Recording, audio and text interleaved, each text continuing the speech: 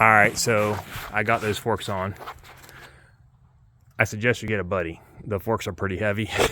I did do it myself. It's a little easier once I realized what I need to do. So anyway, basically I've never messed with these before. So if you've never messed with them before, this is what you need to know.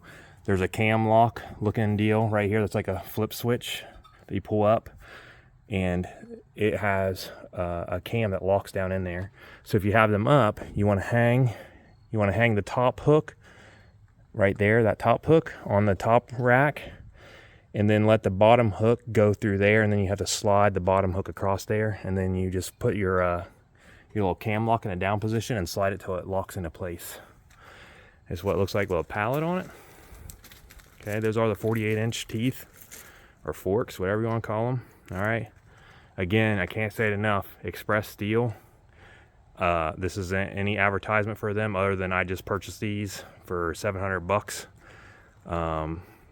They're normally, I feel like these are $750 maybe before taxes, but with their code Forks 10 that's going on right now or something like that, it was $700 delivered to my door.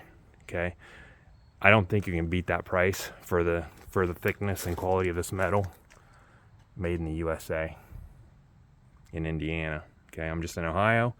I ordered it last week. They're here today. All right, so keep buying stuff from the dealership if you want. If so, the video ain't for you, but I suggest you start doing your research and stop spending crazy amount of money on attachments. That way you have more money for other things. As always, thanks for watching.